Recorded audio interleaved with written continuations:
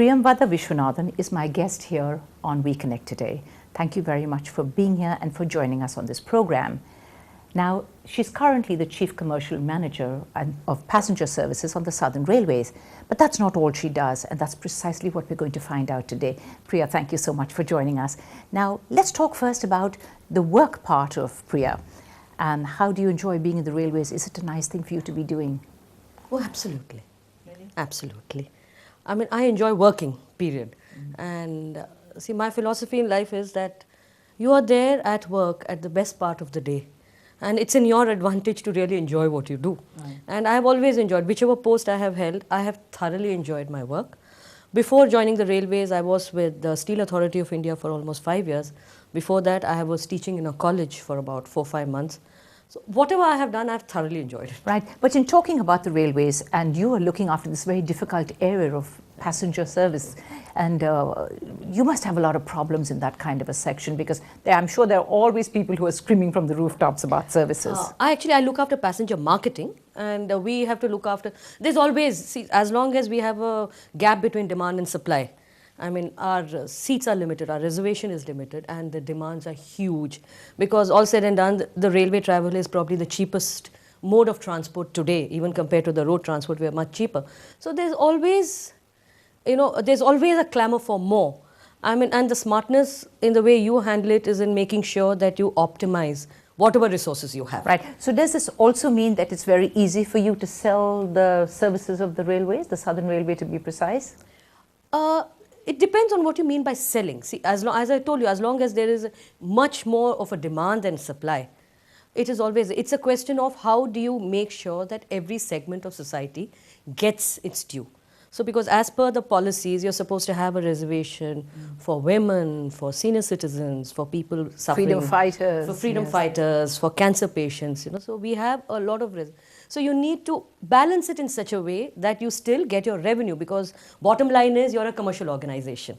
So you just cannot say that we are we are in the social service sector and then forget about your bottom line. We need to optimize our earning. We need to increase our earnings. So that is what I do. So it can't be very difficult for you to be actually, selling the services of the railway, because it's all there. It's all right there up front. There's nothing to really market then in that respect.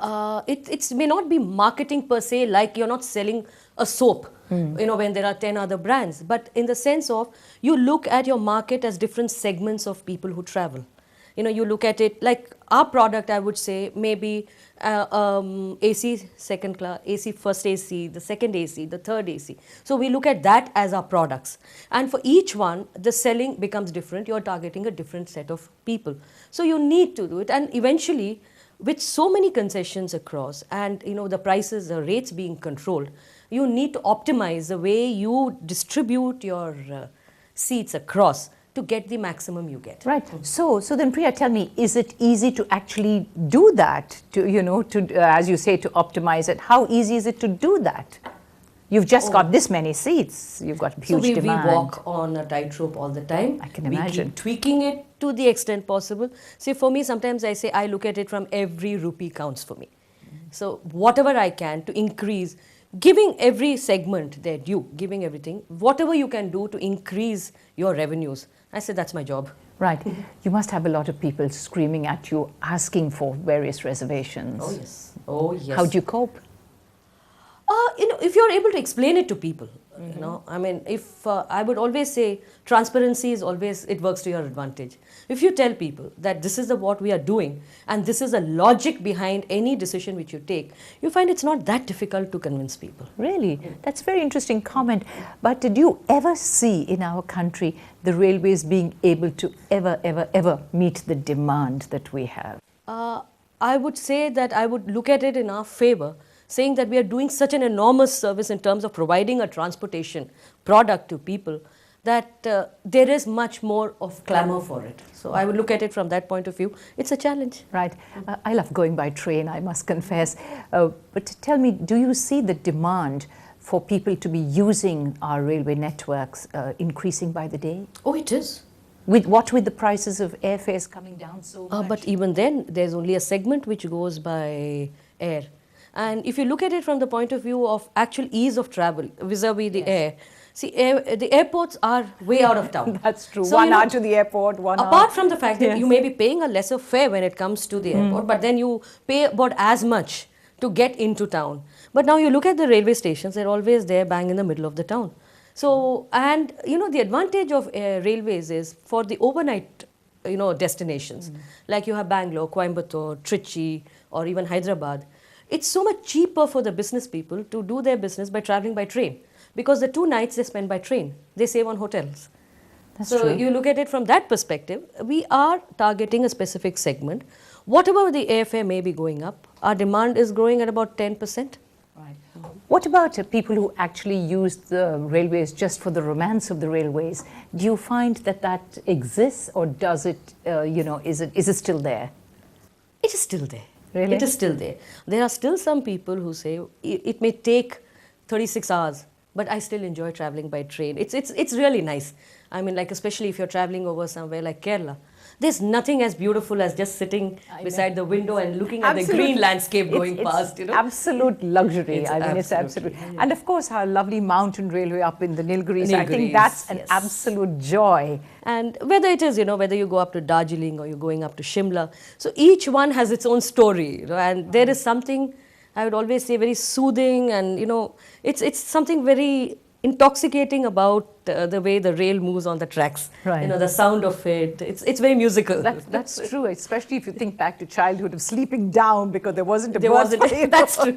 It's a lovely feeling. Right, does the railways have to keep on reinventing itself, bringing in new things? I know about new trains, but other innovations, how much attention does your department pay to that?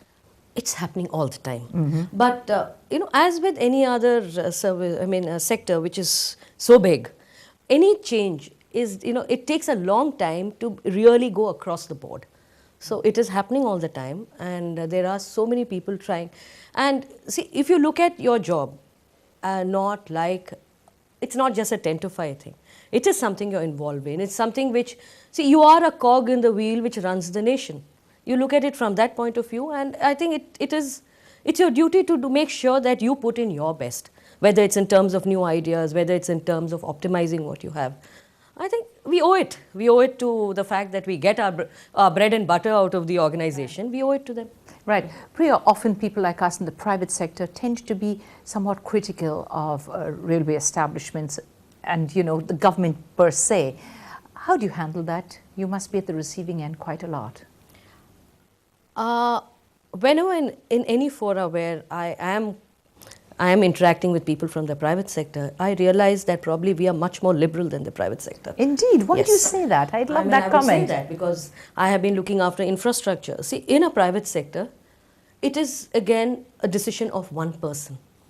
But in the railways, it is so well striated in any government sector that at every level you have your authority and you can use it. You can do what you can. You have some powers and you can use it.